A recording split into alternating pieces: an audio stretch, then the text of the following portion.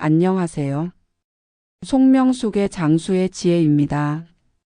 오늘은 많은 분들이 무심코 즐겨 드시는 고기 중에서도 특히 50 중반 이후에는 정말 조심해야 할 종류와 반대로 건강을 지키는 데 도움이 되는 좋은 고기에 대해 말씀드리려 합니다. 나이가 들수록 입맛은 비슷하게 유지되지만 우리 몸 안에서는 소화 능력과 대사 작용이 눈에 띄게 줄어들기 때문에 어떤 음식을 선택하느냐에 따라 건강의 방향이 크게 달라질 수 있습니다. 고기는 단백질과 필수 영양소가 풍부한 중요한 식재료이지만 잘못 선택하면 독이 될 수 있다는 점 꼭 기억하셔야 합니다. 가장 먼저 피해야 할 고기는 바로 가공육입니다. 특히 많은 분들이 간단하게 아침 식사로 즐기시는 베이컨이 대표적입니다. 짭짤한 맛에 기름기까지 더해져 입맛을 돋우지만 베이컨은 세계보건기구가 가장 위험한 등급의 발암물질로 분류하고 있는 식품입니다. 담배나 성명과 같은 1급 발암물질과 같은 취급을 받는다는 점에서 그 위험성은 단순한 과장이 아닙니다. 나이가 들수록 우리 몸의 해독 능력은 떨어지고 이런 가공육에서 나오는 발암 화학물질이 체내에 더 오래 남아 각종 질환을 유발할 수 있습니다. 특히 공복에 먹게 되면 위벽을 직접 자극하게 되어 위염, 위통의 원인이 될 수도 있습니다. 게다가 나트륨 함량도 상당히 높아 혈압이나 심장 기능에 부담을 주는 건 말할 것도 없습니다. 단순히 맛있는 한 끼를 위해 건강을 내어주는 일이 되지 않도록 이 부분은 꼭 주의하셔야 합니다. 그 다음으로는 튀긴 돼지고기, 대표적으로 돈가스를 말씀드릴 수 있습니다. 바삭하게 튀겨낸 돈가스는 많은 분들이 외식 때 즐겨 찾는 음식 중 하나입니다. 하지만 고온에서 기름으로 튀기는 방식은 여러 가지 문제를 동반합니다. 먼저 트랜스 지방과 산화된 기름 성분이 생성되는데 이 성분들은 혈관을 딱딱하게 만들고 염증 반응을 유발하며 심혈관 질환을 악화시키는 요인이 됩니다. 특히 나이가 들면서 염증을 해소하고 회복하는 신체 기능은 느려지고 약해지기 때문에 이런 음식들은 단순히 살이 찌는 걸 넘어선 문제로 이어지게 됩니다. 여기에 정제된 밀가루로 만든 빵가루와 설탕 섞인 소스가 더해지면 혈당이 빠르게 오르면서 당뇨 위험까지 더해집니다. 몸속에서 소화하는 능력도 예전 같지 않기 때문에 기름기 많은 튀김 음식은 위에서 머무는 시간이 길어져 불쾌감과 더불어 간에까지 부담을 주게 됩니다. 아무리 맛있어도 나이가 들수록 피해야 하는 이유입니다. 또 하나의 문제는 양념 갈비처럼 단맛이 많이 들어간 고기입니다. 대부분의 양념 갈비는 단맛을 내기 위해 설탕, 물엿, 액상과당 등이 다량 들어갑니다. 이것은 단지 살이 찌는 문제가 아니라 혈당이 급속도로 올라가고 인슐린을 과도하게 자극하는 문제로 이어집니다. 특히 인슐린 감수성이 떨어진 노년기에는 이런 혈당 스파이크가 훨씬 더 위험할 수 있습니다. 게다가 양념에는 나트륨도 많이 들어있기 때문에 신장 기능이 약해진 상태에서는 노폐물 배출이 원활하지 않아 혈압이 쉽게 올라가고 심장에 부담이 가게 됩니다. 한 끼 고기구이로 끝날 것 같지만 쌓이고 쌓이면 돌이킬 수 없는 결과로 이어질 수 있습니다.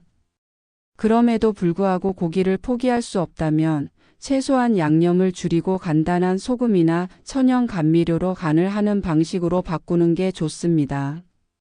마지막으로 언급하고 싶은 고기는 삼겹살입니다. 삼겹살은 지방이 많은 부위로 특히 포화지방산이 상당히 높은 편입니다. 젊을 때는 이 지방을 분해하는 데 별다른 문제가 없지만 나이가 들면 간에서 지방을 처리하는 능력이 현저히 떨어지게 됩니다. 이는 결국 혈중 콜레스테롤 수치를 높이고 중성지방을 증가시켜 심근경색이나 동맥경화 같은 심각한 심혈관 질환의 위험을 높입니다.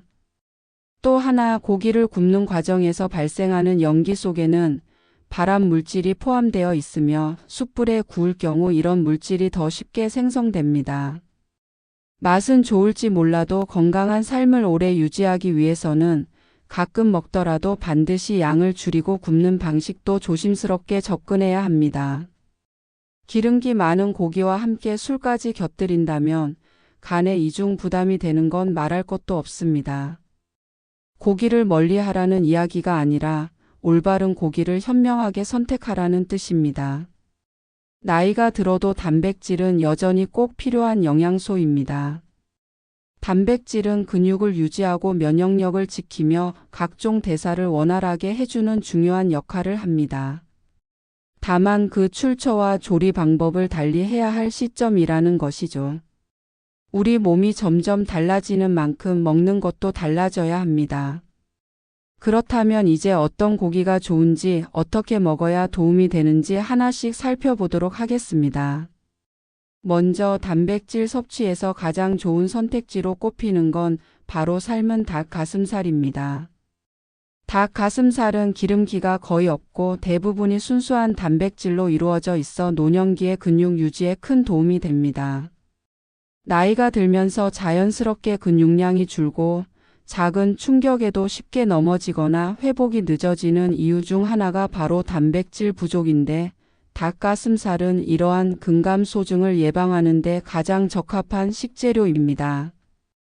특히 닭가슴살에는 근육 합성에 필수적인 아미노산들이 풍부하게 들어있어서 운동과 함께 병행할 경우 훨씬 효과적으로 신체 기능을 유지할 수 있습니다.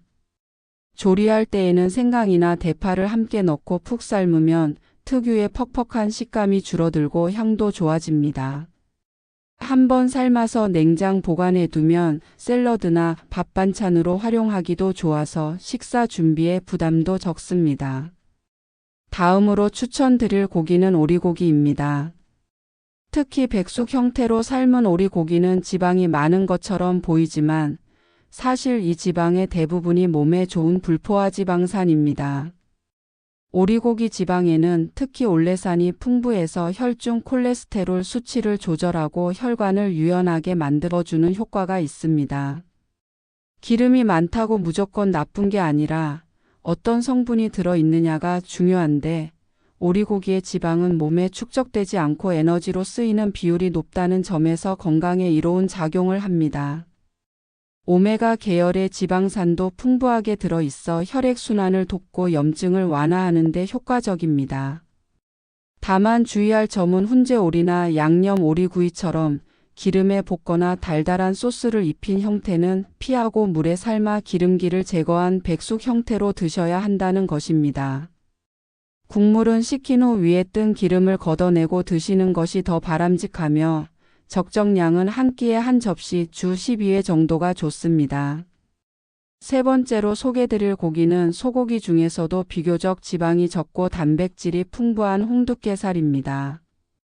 홍두깨살은 소의 널쩍다리 부분에 해당하는 부위로 단단하면서도 지방이 적고 철분과 비타민이 풍부하게 들어 있습니다. 특히 햄철이라 불리는 철분 형태가 풍부하여 나이가 들면서 발생하기 쉬운 빈혈을 예방하는 데 탁월합니다.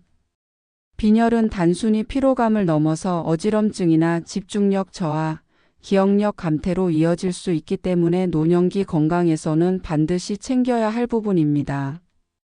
또한 비타민 B12가 풍부해 뇌신경과 기억력 유지에도 긍정적인 역할을 합니다.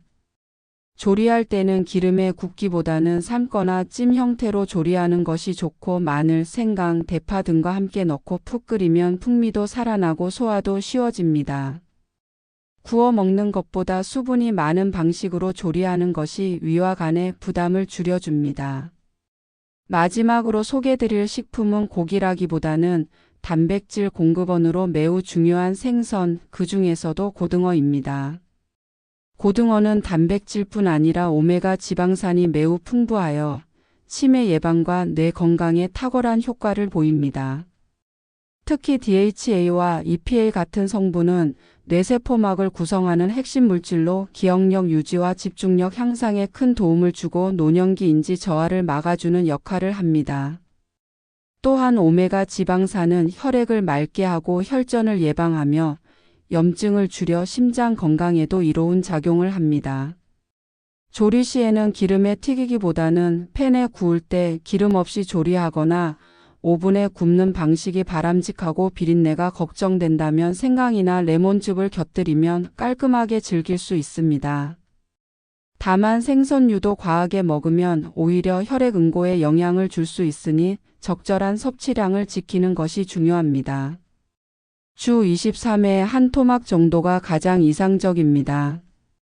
이처럼 나이가 들수록 고기를 포기할 필요는 없습니다. 오히려 올바른 선택과 조리 방법을 통해 더 좋은 건강 효과를 얻을 수 있습니다. 특히 단백질 섭취는 근육량 유지뿐 아니라 면역력 강화, 상처 회복, 기력 회복에까지 영향을 미치기 때문에 매 끼니 빠지지 않도록 해야 합니다. 하지만 중요한 것은 무엇을 먹느냐보다 어떻게 먹느냐입니다.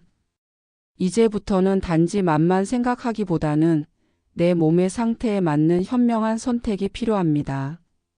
지금부터 소개드릴 간단한 실천 방법을 통해 여러분의 식탁이 더욱 건강해질 수 있도록 도와드리겠습니다. 고기를 건강하게 먹기 위한 첫 번째 실천 방법은 가공육 대신 순수 단백질 고기를 선택하는 것입니다.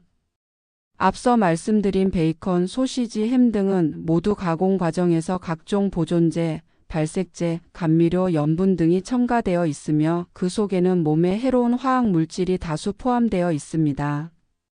가공육의 문제는 단지 지방이나 나트륨의 양이 많다는데 그치지 않고 이런 인공 첨가물들이 몸 안에서 복합적으로 작용해 염증 반응을 유도하고 장기적으로는 심혈관 질환이나 대장 건강에도 좋지 않은 영향을 끼친다는 점입니다. 특히 소화 능력이 떨어지고 해독 기능이 약해지는 노년기에는 이들 성분이 몸속에 오래 머물기 때문에 조금만 자주 먹어도 쌓이고 쌓여 질환의 원인이 될 수 있습니다.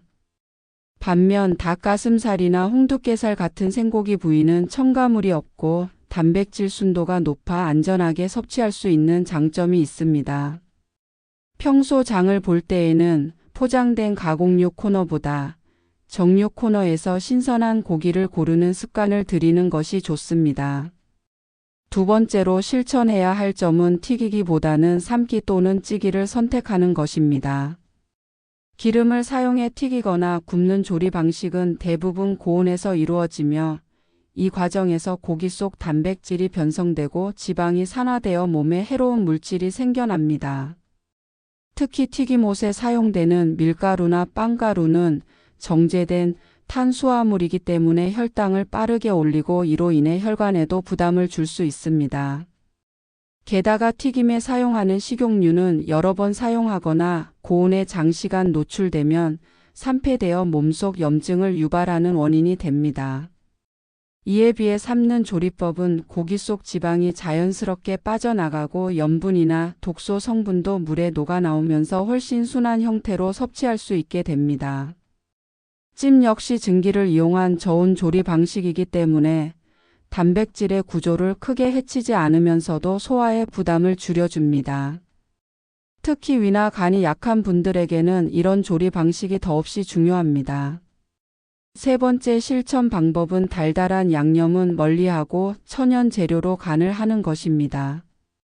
양념 갈비처럼 설탕과 물엿이 많이 들어간 고기를 자주 드시다 보면 맛은 입에 익숙해질지 몰라도 몸은 빠르게 피로해지고 당 조절 능력도 떨어지게 됩니다.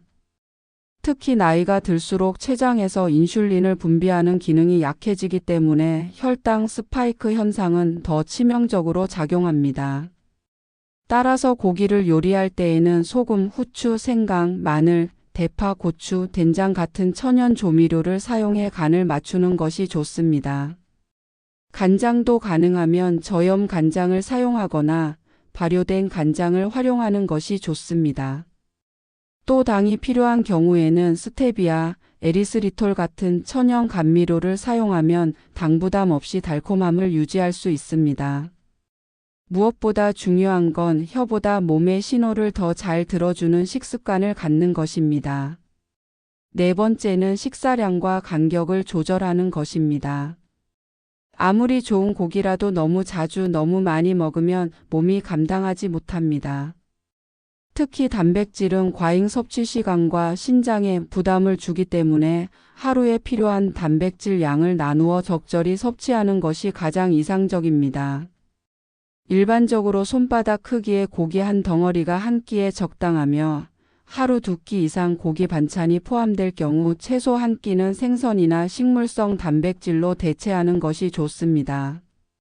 간혹 단백질을 많이 먹어야 건강하다는 오해로 인해 식사마다 고기 위주의 식단을 구성하시는 분들도 있지만 이는 오히려 간과 신장에 부담이 되어 만성 질환을 유발할 수 있습니다. 따라서 균형 있는 식사 구성이 필요하며 고기 외에도 콩, 두부, 달걀, 생선 등을 번갈아 가며 섭취하는 것이 가장 바람직합니다. 이외에도 음식의 온도와 함께 먹는 재료도 중요합니다. 고기는 따뜻할 때 섭취하는 것이 소화에 도움이 되며 찬 고기는 위장 운동을 떨어뜨려 소화 불량의 원인이 될 수 있습니다. 또한 고기를 먹을 때에는 식이섬유가 풍부한 채소와 함께 섭취하는 것이 좋습니다. 생채소보다는 데친 채소나 무침, 나물류와 함께 드시면 위장 부담도 줄어들고 고기의 소화 흡수도 더 원활해집니다. 특히 무, 브로콜리, 양배추, 버섯류는 단백질과 궁합이 좋아 함께 섭취했을 때 영양적 균형을 맞출 수 있습니다. 고기만 단독으로 드시는 것보다 다양한 채소와 곁들이는 습관을 가지시면 식사 후 피로감도 줄고 포만감도 오래가며 전반적인 소화 과정이 훨씬 부드러워집니다. 이렇게 단순히 어떤 고기를 먹느냐를 넘어서 어떤 방식으로 조리하고 어떤 식품과 함께 먹느냐가 건강에 큰 차이를 만든다는 사실을 기억하셔야 합니다. 우리가 매일같이 먹는 한 끼 식사가 결국 우리 몸을 만들고 그 몸이 우리의 생활과 기력을 좌우하게 됩니다. 그렇기 때문에 식탁 위 작은 선택 하나가 몇 년 뒤에 건강 상태를 좌우한다는 점을 잊지 마시길 바랍니다. 지금부터라도 하나씩 실천해 나가면 충분히 건강을 되찾고 유지할 수 있습니다. 고기를 먹는 즐거움을 잃지 않으면서도 건강을 지키는 지혜로운 식탁 지금부터 만들어 보세요. 지금까지 살펴본 고기 선택의 기준과 조리법은 단순히 건강을 지키기 위한 상식이 아니라 실제로 수많은 연구와 임상 경험을 바탕으로 검증된 조언입니다. 예를 들어 삶은 닭 가슴살과 같이 순수 단백질 공급원이 중심이 되는 식단은 노년기 근감소 예방과 면역 기능 유지에 직접적인 영향을 주며 오리고기의 불포화지 방사는 혈관의 유연성을 유지시켜 고혈압이나 심근경색 같은 문제를 예방하는 데 효과적이라는 점이 여러 자료에서 반복적으로 강조되고 있습니다. 특히 오리고기는 전통적으로도 보양식으로 여겨졌고 최근에는 불포화 지방산 함량이 높다는 과학적 분석 결과까지 더해져 다시 주목받고 있습니다. 고등어 같은 등푸른 생선은 단백질과 지방산이라는 두 가지 영양소를 모두 안정적으로 제공해주며 치매 예방에도 긍정적인 영향을 주는 것으로 알려져 있습니다. 이는 실제로 노년기 기억력 저하가 뇌세포막의 노화와 밀접한 관련이 있기 때문입니다. 이때 뇌세포막을 구성하는 주요 성분인 DHA가 부족하면 뇌세포 간 신호 전달이 약해지고 사고력이 떨어질 수 있습니다. 따라서 고등어, 연어, 꽁치처럼 DHA가 풍부한 생선을 주기적으로 섭취하는 것은 단순한 영양 보충을 넘어 노년기 삶의 질 전반에 영향을 미치는 요소가 됩니다. 물론 섭취 방법은 기름 없이 구워서 가능하면 생강이나 레몬즙으로 비린 맛을 잡아내는 방식이 좋습니다. 소고기의 경우 많은 분들이 마블링이 많은 부위를 선호하지만 사실 노년기에는 오히려 기름기가 적고 단단한 부위가 더 바람직합니다. 홍두깨살은 그런 의미에서 이상적인 선택이며 근육량이 많고 지방이 적어 조리 시 수분과 향신료를 잘 활용하면 식감도 부드럽게 유지할 수 있습니다. 특히 철분 흡수가 중요한 분들에게는 홍두깨살에 포함된 햄철이 매우 유용합니다. 일반적인 채소에서 얻을 수 있는 비햄철은 흡수율이 낮지만 동물성 식품에서 나오는 햄철은 위에서 더 쉽게 흡수되기 때문에 빈혈이나 어지럼증을 자주 겪는 분들에게는 더욱 중요합니다. 또한 단백질 섭취는 근육만을 위한 것이 아닙니다. 상처 회복, 면역세포 생성, 호르몬 유지에도 깊이 관여하기 때문에 일정 수준 이상은 매일 꼭 섭취해줘야 합니다. 그런데 많은 분들이 단백질은 운동하는 사람만 필요한 것 아니냐고 오해하십니다. 사실은 그렇지 않습니다. 움직임이 적고 외부 활동이 줄어드는 노년기일수록 근육 손실을 막기 위한 최소한의 단백질은 반드시 필요합니다. 안 먹어서 기력이 떨어지고 기력이 없어서 더 안 먹는 악순환을 끊는 첫걸음이 바로 꾸준한 단백질 섭취입니다. 그렇다면 현실적인 식사 준비에서는 어떻게 해야 할까요? 우선 일주일의 식단을 미리 계획해 두는 것이 좋습니다. 예를 들어 월요일에는 삶은 닭 가슴살을 활용한 샐러드, 화요일에는 고등어 구이와 나물 반찬, 수요일에는 오리 백숙, 목요일에는 두부와 채소를 곁들인 홍두깨살 찜처럼 단백질 식품을 중심으로 주요 반찬을 정하고 이에 맞는 부재료를 조합하면 매일 식사 준비가 훨씬 수월해집니다. 특히 조리 후 보관이 쉬운 백숙이나 찜 요리는 냉장 또는 냉동해 두었다가 꺼내 데워 먹기만 해도 간편하게 한 끼가 완성됩니다. 또 하나 중요한 포인트는 고기나 생선을 먹을 때 단백질만 챙길 게 아니라 함께 먹는 식이섬유와 발효식품도 신경 써야 한다는 점입니다. 예를 들어 고등어를 구울 때는 양배추찜이나 무나물 같은 채소 반찬을 곁들이고 삶은 고기를 먹을 때는 된장국이나 김치처럼 발효된 음식과 함께 먹으면 소화도 원활해지고 장 건강에도 도움이 됩니다. 다만 김치는 짜게 먹는 습관을 버리고 물에 살짝 헹구거나 저염 김치를 활용하는 것이 좋습니다. 고기와 채소, 발효식품이 균형을 이루는 식사가 바로 장수 식탁의 핵심입니다. 그리고 외식할 때도 미리 기준을 세우면 도움이 됩니다. 예를 들어 튀김류와 양념이 진한 음식은 가능한 피하고 구운 생선이나 수육, 백숙을 중심으로 메뉴를 선택하는 것이 바람직합니다. 반찬은 되도록 채소 위주로 고르고 국물은 건더기 위주로 섭취하는 습관을 들이면 짠맛 섭취도 줄일 수 있습니다. 특히 고깃집을 가야 할 상황이라면 양념 갈비보다 소금만 간한 고기 위주로 주문하고 야채 쌈을 충분히 곁들이는 것이 현명한 선택이 될 수 있습니다. 숯불 대신 팬에서 구운 고기를 선택하면 발암 물질 발생도 줄일 수 있습니다. 이렇게 일상의 작은 선택들이 모여서 결국은 건강을 지켜주는 밑거름이 됩니다. 지금 내가 먹는 한 끼 식사가 내일의 컨디션을 결정하고 이번 달의 식습관이 앞으로의 건강을 좌우하게 되는 것입니다. 음식을 가리는 것이 아니라 나이에 맞는 지혜로운 선택으로 조정하는 것, 그것이 바로 진정한 식습관의 변화입니다. 다음부터 장을 볼 때, 고기를 고를 때, 조리를 준비할 때 이 기준들을 떠올리신다면 어느새 건강한 식탁이 내 삶에 자연스럽게 자리 잡게 될 것입니다. 지금부터는 이 내용을 실제 생활에 어떻게 적용할 수 있을지 구체적인 식탁 실천 가이드를 통해 정리해 드리겠습니다. 첫째, 가공육은 과감히 줄이고 삶은 닭 가슴살을 주로 활용하는 방식입니다. 베이컨, 소시지, 햄처럼 쉽게 조리되고 맛이 강한 가공육은 장보기 때마다 손이 가기 마련입니다. 하지만 삶은 닭 가슴살은 오히려 간편함과 건강을 동시에 만족시킬 수 있는 좋은 대안입니다. 하루 전에 삶아서 냉장고에 보관해 두면 다음날 아침 샐러드 위에 얹어 간편하게 한 끼를 구성할 수 있고 쌈이나 김밥의 속재료로도 다양하게 활용이 가능합니다.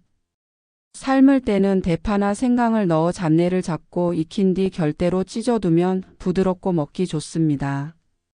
처음엔 익숙하지 않을 수 있지만 한두 번 반복하면 입맛도 자연스럽게 바뀝니다. 둘째, 돈가스나 튀김류가 당기시는 날에는 구운 고등어나 삼치로 대체해 보는 것입니다. 고등어는 살짝 간만해서 팬에 기름 없이 구워도 고소한 맛이 살아나며 특히 오븐이나 에어프라이어를 활용하면 기름기 없이도 겉은 바삭하고 속은 촉촉한 식감을 유지할 수 있습니다. 비린 맛이 걱정된다면 생선 표면에 칼집을 내고 생강즙이나 레몬즙을 뿌려 구우면 훨씬 담백하고 향긋하게 즐길 수 있습니다. 이러한 생선류는 튀김류와 달리 혈관 건강에도 도움이 되며 단백질 외에 오메가 지방산이라는 귀중한 영양소를 함께 제공받을 수 있다는 점에서 더없이 좋은 선택이 됩니다. 셋째, 달달한 양념갈비 대신 담백한 찜고기나 수육을 활용하는 방법도 권해드립니다. 시중 양념갈비는 설탕, 물엿, 액상과당이 다량 포함되어 혈당을 빠르게 올리고 피로감을 유발하며 장기적으로는 혈관과 장기에 손상을 줄 수 있습니다. 반면 기름기를 걷어낸 소고기찜이나 수육은 담백하고 소화도 잘 되며 나트륨 섭취도 줄일 수 있습니다. 예를 들어 홍두깨살을 생강, 마늘, 대파와 함께 푹 끓여낸 뒤 간장이나 된장으로 간을 살짝만 해서 드시면 자극 없이도 고기의 깊은 맛을 즐길 수 있습니다. 이렇게 조리된 고기는 냉장 보관 후 얇게 썰어 쌈과 함께 먹으면 식사 준비가 훨씬 간단해지고 건강에도 이롭습니다. 넷째, 삼겹살을 자주 드시던 습관이 있다면 이를 오리백숙으로 자연스럽게 전환하는 것도 좋은 방법입니다.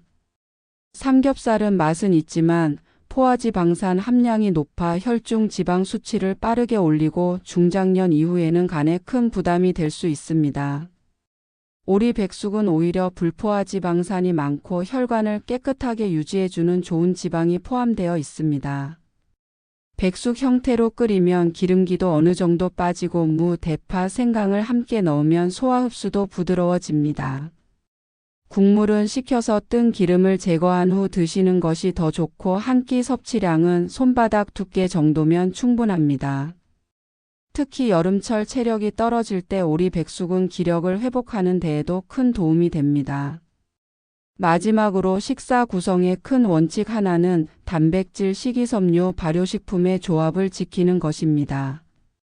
삶은 고기, 구운 생선, 찐 두부 등 주된 단백질에 데친 채소나 나물, 김치와 같은 발효 음식이 곁들여지면 이상적인 한 끼가 됩니다.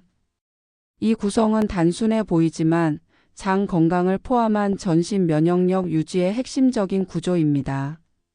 장이 건강해야 영양 흡수도 잘 되고 면역세포도 활발히 활동할 수 있으며 염증도 줄어들게 됩니다. 실제로 장 건강은 제2의 뇌라고 불릴 만큼 전신 건강과 밀접한 연관이 있습니다. 따라서 고기만 따로 챙기기보다는 항상 함께 먹는 재료들의 궁합과 균형을 고려해 식단을 구성하는 지혜가 필요합니다. 이러한 변화는 처음엔 불편하게 느껴질 수 있지만 몸이 바뀌는 걸 느끼면 그 변화가 얼마나 큰 가치인지 알게 됩니다. 피로감이 줄고 소화가 편해지며 기분도 훨씬 안정적으로 유지되는 걸 체감하게 될 것입니다. 결국 매일의 식사가 우리 몸을 만들고 그 식사가 곧 삶의 방향을 결정하게 됩니다. 내 몸이 말하는 신호를 무시하지 말고 지금부터라도 식탁에서 그 신호에 귀 기울여 보시기 바랍니다. 고기를 멀리할 필요는 없지만 어떤 고기, 어떤 방식으로 먹느냐는 인생 후반의 건강을 결정짓는 아주 중요한 선택입니다. 이제 여러분의 식탁이 여러분의 장수와 활력의 첫걸음이 되기를 바랍니다. 이제까지 소개해드린 내용을 정리하면 나이가 들수록 고기 자체가 문제가 아니라 고기를 대하는 방식과 태도가 더욱 중요해진다는 것을 알 수 있습니다.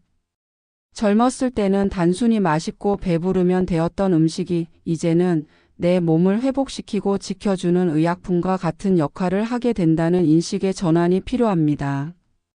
특히 고기는 단백질의 주된 공급원인 만큼 완전히 끊기보다는 내 몸에 맞게, 내 건강 상태에 맞게 섭취하는 것이 중요합니다.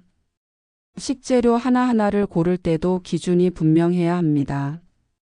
예를 들어 고기를 고를 때에는 마블링이 많은 부위보다는 지방이 적고 근육이 많은 부위를 선택하는 것이 좋습니다. 같은 소고기라도 안심이나 채끝보다는 홍두깨살, 설도, 사태 같은 부위가 훨씬 건강에 이롭습니다. 닭고기 중에서도 껍질이 붙은 널쩍다리보다는 닭 가슴살이, 오리고기 역시 훈제나 양념 제품보다 생고기를 직접 백숙으로 조리하는 방식이 훨씬 좋은 선택이 됩니다. 식재료를 고를 때 건강이라는 기준 하나만 세워두어도 자연스럽게 더 나은 선택이 가능해지는 것입니다. 조리법 역시 바꿔야 할 부분입니다.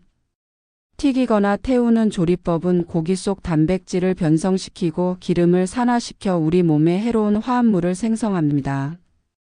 특히 갈색으로 바삭하게 익히는 과정을 좋아하시는 분들이 많은데 이때 발생하는 물질들이 바로 염증과 암 발생의 주요 원인 중 하나가 됩니다. 삶거나 찌는 방식은 다소 손이 많이 간다고 느낄 수 있지만 전기밥솥이나 슬로우 쿠커, 에어프라이어 같은 도구를 잘 활용하면 생각보다 쉽게 실현할 수 있습니다. 여기에 대파, 생강, 마늘, 양파 같은 기본 향신 재료를 더하면 자극적이지 않으면서도 향긋하고 소화가 잘 되는 고기 요리를 만들 수 있습니다. 또 하나 잊지 말아야 할 것이 바로 식사 순서입니다. 고기나 단백질 음식을 먹기 전에 먼저 데친 채소나 나물, 혹은 된장국이나 미역국처럼 따뜻하고 부드러운 음식을 한두 숟가락 먼저 먹어주면 위가 놀라지 않고 음식을 받아들일 준비를 하게 됩니다. 이렇게 식사를 시작하면 혈당도 천천히 오르고 포만감도 오래 지속되며 고기 섭취로 인한 피로감도 줄어듭니다. 식사 순서, 조리법, 식재료의 선택은 모두 따로 떨어진 것이 아니라 하나의 흐름으로 이어져야 하는 습관입니다.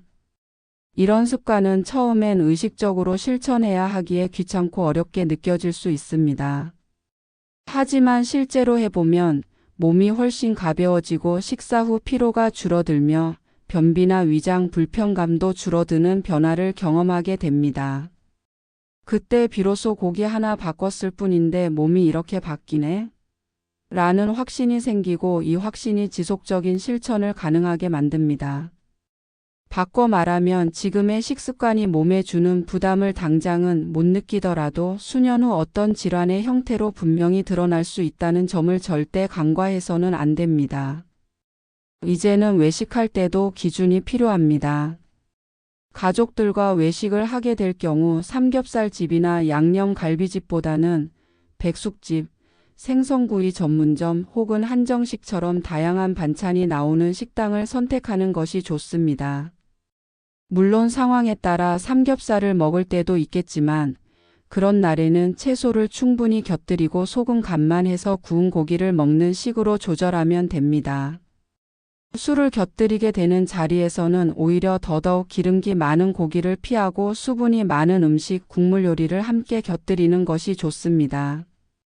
특히 간 기능이 약해질 수 있는 중장년 이후에는 고기와 술의 조합이 간에 심각한 타격을 줄 수 있으니 그날 이후 며칠간은 간을 보호할 수 있는 음식을 따로 챙겨주는 배려도 필요합니다.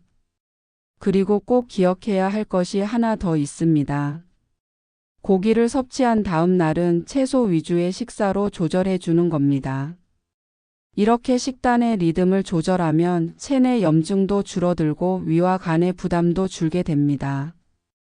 예를 들어 고기를 먹은 다음 날에는 된장국과 두부, 나물, 현미밥 같은 식단으로 구성하는 것이 좋습니다.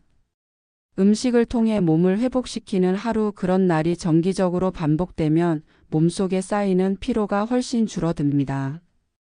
고기만 챙기는 것이 아니라 고기를 먹고 나서 몸을 어떻게 돌보는지도 똑같이 중요하다는 뜻입니다. 이 모든 실천은 결국 한 가지 목표를 향해 나아갑니다. 그것은 바로 오래도록 건강하게 살기 위한 준비입니다. 갑자기 병이 생겨서 대처하는 것이 아니라 지금부터 하나씩 바꿔가면서 그 병이 오지 않도록 미리미리 막는 지혜를 실천하는 것이지요. 삶은 늘 예측할 수 없지만 식탁은 언제나 선택할 수 있습니다. 그래서 우리는 매 끼니 건강한 삶을 위한 한 번의 기회를 얻는 셈입니다. 그 기회를 어떻게 살릴지는 전적으로 우리의 손에 달려 있습니다. 고기를 끊지 말고 지혜롭게 바꾸세요. 여러분의 식탁이 곧 여러분의 건강을 말해줄 것입니다. 건강한 고기 섭취에 대한 마지막 정리는 단순히 무엇을 먹지 말 것인가가 아니라 무엇을 어떻게 먹을 것인가에 대한 태도 전환으로 마무리되어야 합니다. 식생활은 평생에 걸쳐 쌓이는 습관입니다. 젊을 때는 소화력과 회복력이 좋아 조금 무리를 해도 큰 탈 없이 지나갔지만 50 이후부터는 같은 음식이라도 몸이 반응하는 방식이 달라집니다. 고기 한 점, 조미료 한 숟가락, 기름 한 방울이 몸속에서 훨씬 더 오래 영향을 주며 회복하는 데도 더 많은 시간이 걸리게 됩니다. 그렇기에 지금부터라도 식습관을 바꾸면 늦지 않았고 그 변화는 의외로 빠르게 나타날 수 있습니다. 오늘부터 바로 실천할 수 있는 변화의 출발점은 냉장고 안을 점검하는 일입니다. 자주 사다 두는 베이컨, 햄, 소시지 같은 가공육이 있다면 그것부터 줄이거나 다른 것으로 대체해 보세요. 대신 삶은 닭 가슴살을 미리 조리해 두거나 홍두깨살이나 오리 생고기를 준비해 두는 식으로 방향을 바꿔보는 겁니다. 장을 볼 때도 먼저 채소를 고르고 그 다음으로 고기를 선택하는 순서를 만들어 보세요. 이렇게 흐름을 바꾸는 것만으로도 식사의 구조가 훨씬 건강하게 달라지게 됩니다. 요리를 할 때는 조미료보다는 향신 채소를, 튀기기보다는 삶거나 찌는 방식을 선택하세요. 음식 하나를 만들기 위한 선택의 순간순간이 건강과 연결되어 있다는 사실을 떠올리며 습관화하는 것이 중요합니다. 또한 주기적으로 나의 식사 기록을 돌아보는 습관도 큰 도움이 됩니다. 이번 주에 내가 어떤 고기를 몇 번 먹었는지, 어떤 조리법을 자주 썼는지 적어보면 의외로 반복적인 패턴이 드러납니다.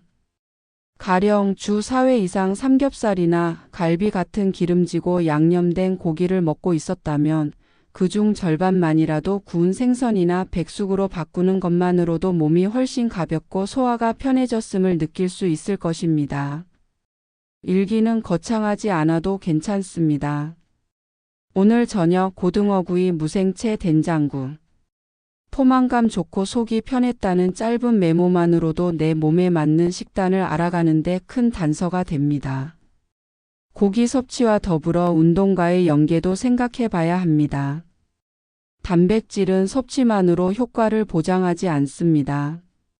가벼운 스트레칭이나 산책, 의자에 앉았다 일어나는 간단한 움직임이라도 병행하면 섭취한 단백질이 근육으로 더 잘 흡수되고 체지방으로 전환되는 걸 줄일 수 있습니다. 특히 단백질 섭취 후 1시간 이내에 간단한 움직임을 해주는 것이 좋습니다. 이처럼 식사와 운동은 따로 떨어진 것이 아니라 서로 시너지를 내는 쌍둥이 같은 존재입니다. 두 가지를 함께 관리하는 것만으로도 몸은 훨씬 더 젊고 활기차게 변화할 수 있습니다. 그리고 절대 잊지 말아야 할 점은 건강은 단기간에 완성되지 않는다는 사실입니다. 며칠 식단을 바꿨다고 해서 당장 기력이 회복되거나 병이 없어지는 일은 드물지만 이 변화는 반드시 축적됩니다. 예를 들어 고기를 튀기지 않고 삶아 먹은 하루, 과하게 짜지 않게 간을 줄인 하루, 식이섬유를 충분히 곁들인 하루가 쌓이고 나면 어느 날 갑자기 몸이 가볍게 느껴지고 소화가 잘 되는 걸 체감하게 됩니다. 이런 경험이 반복되면 건강한 식습관은 더 이상 노력이 아닌 습관이 되어 자연스럽게 삶의 일부가 됩니다. 결국 우리가 바꾸는 건 단지 고기 하나가 아니라 삶의 리듬 전체인 것입니다. 이제 마무리로 한 가지만 더 강조드리고 싶습니다. 건강을 위한 고기 섭취는 절대 참는 것이 아닙니다.